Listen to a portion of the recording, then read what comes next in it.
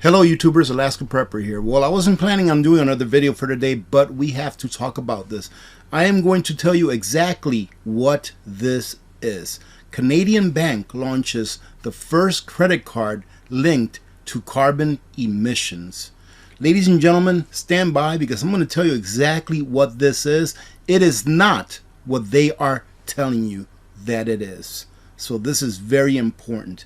A bank in Canada has become the first in the country to launch a credit card that tracks a customer's carbon emissions, amid concerns that such a scheme could one day be used to restrict purchases. And it will. That is exactly what this is. This is not the free market talking. This is ESG talking, or SDG, which is governed by the United Nations, a non-elected, non-governmental organization, ladies and gentlemen. This is the entity that will, in the future, when you receive a CBDC, a centrally banked digital currency, will attach these carbon credits to your CBDC and will restrict those of you who do not have enough carbon credits to what you can and cannot buy in order to just simply survive.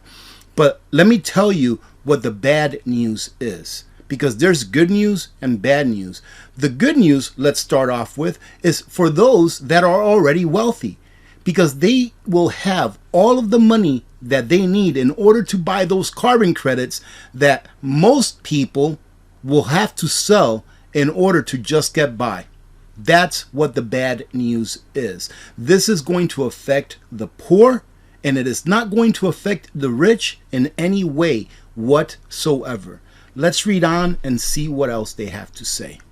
In an effort by the credit union that put out this credit card to display its commitment to climate action, Vicinity will offer a credit card that links purchases to carbon emissions, allowing customers to compare their monthly carbon footprint to the national average. The bank will also advise customers on how to limit their carbon footprint. I thought that a bank is in the business of money, not in the business of advising customers on how they can reduce their carbon footprint.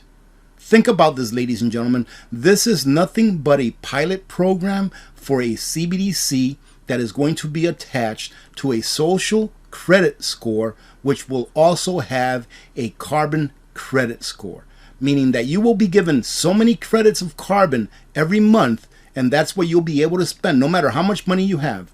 Now, the good news again for the rich people is that they're going to be able to buy those carbon credits from those people that are down and out, from those people that are in the lower class, so that they can have their steaks and still be able to travel in their Learjets. This is where we're headed. And as I've stated before, people are asking for this. Why? Because of climate change, of course. Global warming is just destroying our earth. I mean, just take a look at Buffalo, New York, and other areas in New York. Look at what global warming is doing to that area of our country. But I digress. Everything that I just said is 100% my opinion. All right, ladies and gentlemen. Why? Because we're on the internet.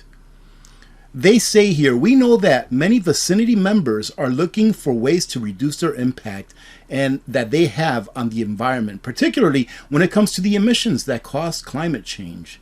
As a member-owned financial cooperative, we believe it is our job to do everything that we can to help, especially when it comes to the decisions that people make with their money. Soon enough, you won't have a decision on what you do with your money. You will buy what you are allowed to buy. And like I said, if people go with this, it means that they're asking for it. This tool will help equip Vicinity Visa credit card holders with valuable information on their purchases and enable them to connect their daily spending decisions to the change they want to see in the world. I was about to say that thank God for the Fourth Amendment, right? But maybe it's not that simple, because although here in the United States of America we have a Fourth Amendment, just take a look at what it's been done. There are so many things right now that are legal, meaning that they were made legal by the government, by edict, and not lawful according to the Constitution of the United States, that people allow authorities to get away with. I mean, there's a whole bunch. I mean, one of them is forfeiture of asset or asset forfeiture, where they can take your property without having any due cause. They can just take your property, and then you have to prove that that property is yours and that you did nothing wrong to obtain it. Just take a look at the red flag laws, where if somebody says something about you that's not true, that's not verifiable, they can just knock down your door and come in your home without your permission. There are many ways that the Fourth Amendment is being raped right now in the United States of America, and this is going to come to a city near you, so you have to prepare. They continue to say here, everyone would be issued a carbon allowance card. Listen to this, a carbon allowance card. They're telling you what they're going to do. All right, this is not for your own good. This, ladies and gentlemen, will be used to control you in every single way that you think. That would entail all adults receiving an equal tradable carbon allowance that reduces over time in line with national carbon targets. Do you understand that? They're saying that everyone is going to receive the same number of carbon credits that your government allows, and that over time it will be reduced. So that means that your standard of living will degrade over time with this system. It's incredible that people are falling for this.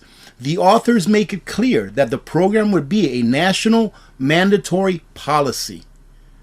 Carbon units would be deducted from the personal budget with every payment of transport fuel, home heating fuels, and electric bills. And anyone going over the limit would be forced to purchase additional units in the personal carbon market from those with excess to sell. Again, the rich will be living in their cozy, warm homes in the winter, and the poor will have their thermometers set at 50 degrees Fahrenheit, barely surviving. Ladies and gentlemen, this is what's coming down the line. Now, think about this. Think about what's going on in New York right now with the snowmageddon that's going on over there, where they got like 77 inches of snow overnight in some parts of New York around Buffalo. Now, think about the family in the future, right? Think about the family that doesn't have enough carbon credits to go ahead and buy that additional amount of fuel that they need for that month because there was an unexpected freeze, an unexpected cold wave that came about that they weren't planning on, right? What about those that don't have the carbon credits and cannot obtain the carbon credits because now the market says that carbon credits are more expensive because everyone else is looking for them in order to heat their homes? That is the dystopian future that we are looking at. I hope that you're preparing for this, because the only way, in my opinion, to prepare for this, first and foremost, is to get everything you need en masse for the future. That way, when you need something, you already have it and you don't have to spend your carbon credits on that. And it's much worse than what I've put it out to be, ladies and gentlemen. So do your own research. If you haven't heard about ESG, environmental, social, and governance, if you haven't heard about SDG, right, which is Sustainable Development Group, which is headed by the United Nations, if you haven't heard of those things, do your research. And for goodness sakes, do your research on climate change. I'm not going to tell you what I think. Do your own research. Don't only look back to the 1900s. Don't only look at charts that go back to 1900. Look at charts that go back millions of years, and you will see that nature is nothing but a sine wave. It's cycles that go up and down with time.